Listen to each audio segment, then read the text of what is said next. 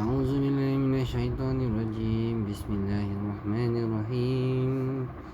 إذ أوهينا إلى أمك ما يوحى أن اقذفيه في التابوت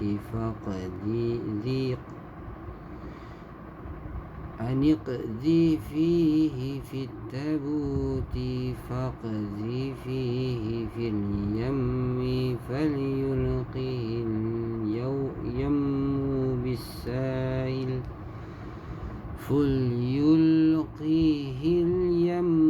بالساهل يأخذه عدو لي وعدو له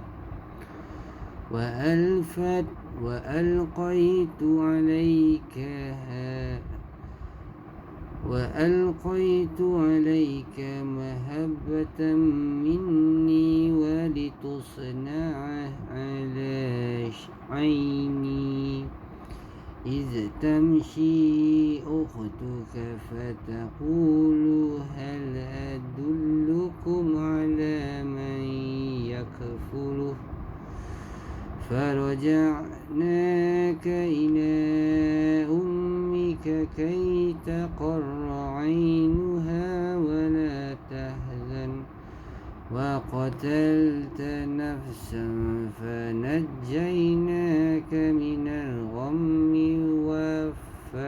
وفتناك فتونا فلبثت سنين في أهل مدين ثم جئت على قدر يا موسى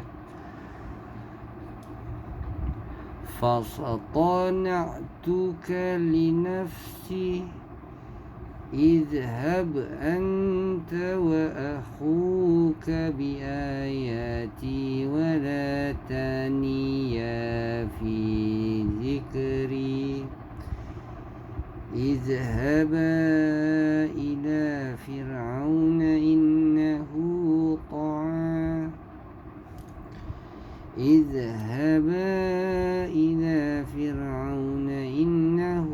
طغى فقولا له قولا لينا لعله يتذكر أو يخشى قال ربنا إننا نخاف أن يفرط علينا أو أن يطغى قال لا تخافا إنني معكما أسمع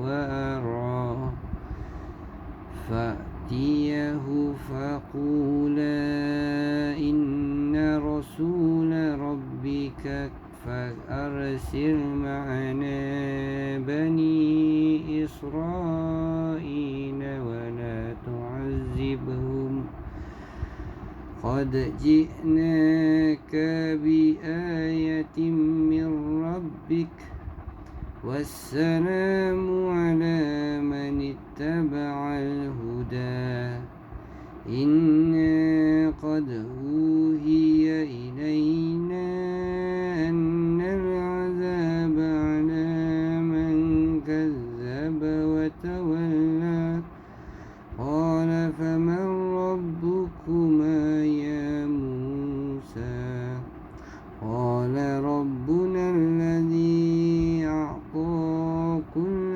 شيء خلقه ثم هدى قال فما بال القرون الأولى. Yaitu ketika kami mengilhamkan kepada ibumu sesuatu yang diilhamkan, yaitu letakkanlah Musa di dalam peti, kemudian hanyutkannya ke sungai Nil, maka biarlah arus sungai itu membawanya ke tepi. Dia akan diambil oleh Fir'aun, musuhku dan musuhnya. Aku telah melimpahkan kepadamu kasih sayang yang datang daripadaku, dan agar engkau diasuh di bawah pengawasanku. Yaitu ketika saudara perempuanmu berjalan, lalu dia berkata kepada keluarga Fir'aun, bolehkah saya menunjukkan kepadamu orang yang akan memeliharanya? Maka kami mengembalikanmu kepada ibumu, agar senang hatinya dan tidak bersedih hati. Dan engkau pernah membunuh seseorang, lalu kami selamatkan engkau daripada kesulitan yang besar. Dan kami telah mengujimu dengan beberapa ujian yang berat. Lalu engkau tinggal beberapa tahun di antara penduduk Madian. Kemudian engkau, wahai Musa, datang menurut waktu yang ditetapkan. Dan aku telah memilihmu menjadi rasul untuk diriku. Pergilah engkau beserta saudaramu dengan membawa tanda-tanda kekuasaanku. Dan janganlah kamu berdua lalai daripada mengingatku. Pergilah kamu berdua kepada Fir'aun, kerana dia benar-benar telah melampaui batas. Maka berbicaralah kamu berdua kepadanya Fir'aun dengan kata-kata yang lemah lembut. Mudah-mudahan dia sedar atau takut. Kedua-duanya berkata, ya Tuhan kami, sesungguhnya kami bimbang dia akan segera menyiksa kami atau akan bertambah melampaui batas. Dia Allah berfirman, janganlah kamu berdua bimbang. Sesungguhnya aku bersama kamu berdua. Aku mendengar dan melihat. Maka pergilah kamu berdua kepadanya Fir'aun dan katakanlah, sesungguhnya kami berdua adalah utusan Tuhanmu. Maka lepaskanlah Bani Israel bersama mereka, dan janganlah engkau menyiksa mereka.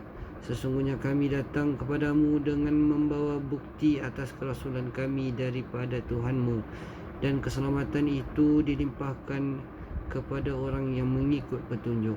Sesungguhnya telah diwahyukan kepada kami bahawa seksa itu ditimpakan pada sesiapa yang mendustakan ajaran agama yang kami bawa dan berpaling daripadanya. Dia Fir'aun berkata, siapakah Tuhanmu berdua, wahai Musa? Dia Musa menjawab, Tuhan kami adalah Tuhan yang telah memberikan bentuk kejadian kepada segala sesuatu, kemudian memberinya petunjuk. Dia Fir'aun berkata, jadi bagaimana dengan umat-umat yang dahulu? Nabi Musa AS datang ke negeri Madian untuk melarikan diri. Di sana dia dinikahkan oleh Nabi Shu'aib AS dengan salah seorang puterinya dan tinggal beberapa tahun lamanya. Setelah Allah SWT memberi Nabi Musa AS 2 mukjizat, baginda diperintah untuk menunjukkannya kepada Firaun dan pembesarnya.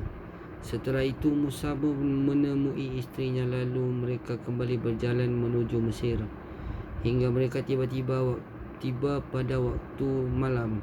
Kemudian Musa bertamu ke rumah ibunya Harun AS, tetapi dia tidak mengenali mereka. Begitu pula mereka tidak mengenalinya. Maka datanglah Harun sambil bertanya kepada ibunya tentang orang yang bertamu itu. Ibunya mengkhabarkan bahawa orang itu adalah tetamu. Maka Harun pun mempersilakan Musa dan mempersilakan makan bersamanya. Lalu Harun bertanya, siapa kamu sebenarnya? Musa menjawab, saya Musa. Maka kedua-duanya pun berpelukan. Pendapat lain mengatakan sesungguhnya Musa ditinggalkan oleh Allah SWT selama 7 hari. Setelah itu Allah berfirman, wahai Musa, penuhilah seruan Tuhanmu pada apa yang telah dibercakapkan kepadamu. Musa berkata, ya Tuhanku, lapangkanlah dadaku, mudahkanlah untuk urusanku, lepaskanlah kekakuan daripada lidahku. Kemudian Allah memerintah Musa untuk menemui Fir'aun, sedangkan keluarganya tetap berada di tempatnya. Mereka tidak tahu apa yang mesti dilakukan. Hingga akhirnya lalulah sekumpulan pengembala daripada Madian, kerana dia mengenali mereka. Maka mereka pun membawanya kembali ke Madian, dan mereka menetap di rumah Shu'aib AS hingga sampai kepada mereka berita Musa setelah kejadian pembelahan laut. Adapun Musa, dia berangkat menuju ke Mesir, dan Allah mewahyukan kepada Harun dengan memberitahukan kepulangan Musa dan memerintahkan kepadanya agar menemuinya. Maka Harun pun keluar daripada Mesir, lalu kedua-duanya bertemu. Musa berkata, "Ya Harun, sesungguhnya Allah telah mengutus kami kepada Firaun. Pergilah bersama kami untuk menemuinya." Harun menjawab, "Kami mendengar dan kami akan taat." Kemudian setelah itu saat malam tiba, kedua-duanya pergi untuk menemui Firaun. Ketika kedua-duanya sudah berada di depan pintu Firaun, diketukkannya pintu itu. Firaun berkata kepada penjaga pintu itu, "Siapa yang sudah berani mengetuk pintuku pada saat-saat seperti ini?" Lalu dibukanya pintu itu. Kemudian Firaun pun bercakap kepada kedua-duanya. Maka Musa mengatakan kepadanya, "Sungguh kami berdua adalah utusan Tuhanmu." Abu Hurairah radhiyallahu anhu berkata, Rasulullah sallallahu alaihi wasallam bersabda, Allah berfirman, "Kemuliaan adalah sarungku dan kesombongan adalah selendangku. Sesiapa menentangku, maka aku akan mengazabnya." Hadis riwayat Muslim. Hadis di atas memberikan pelajaran bagi setiap orang yang menampakkan kemuliaan dan kesombongan, maka dia berhak mendapatkan azab, kerana kedua-duanya tidak layak dimiliki oleh manusia yang hakikatnya lemah. Ummul Mukminin Aisyah radhiyallahu anhu pernah mendengar seseorang yang bertanya kepada sejumlah orang yang tengah mengadakan perjalanan haji, "Siapakah seorang saudara yang paling mempercayai saudaranya?" Orang-orang itu terdiam. Tidak ada seorang pun yang menjawab. Lalu Aisyah berkata kepada orang-orang yang berada di sekitar tandunya, "Dia itu Musa bin Imran. Ketika dia memohon bagi saudaranya Harun untuk diangkat menjadi seorang nabi, maka Allah Subhanahu Wa Taala mewahyukan kepadanya. Allah berfirman, dan kami telah menganugerahkan sebahagian rahmat kami kepadanya, iaitu bahawa saudaranya Harun menjadi seorang nabi." Dikatakan bahawa Nabi Musa memiliki kekurangan dalam bercakap, disebabkan saat dia masih kecil pernah memakan kerikil yang diberikan Firaun. Setelah dewasa, Nabi Musa pernah berdoa agar kekurangan yang dideritanya itu dapat dihilangkan sebahagian, cukup agar kata-katanya dapat difahami oleh orang lain. Dia tidak meminta agar dihilangkan kekurangannya itu seluruhannya.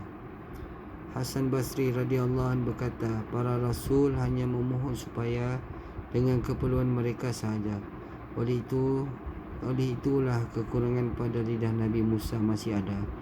Selanjutnya Nabi Musa memohon seorang pembantu daripada pihak keluarganya, iaitu Harun. Allah memakbulkannya dengan menjadikan Nabi Harun sebagai pembantu dalam dakwahnya. Semua ini tidak lain kerana Musa mendapatkan penghargaan yang luar biasa daripada Tuhannya. Sadaqallahu alazim.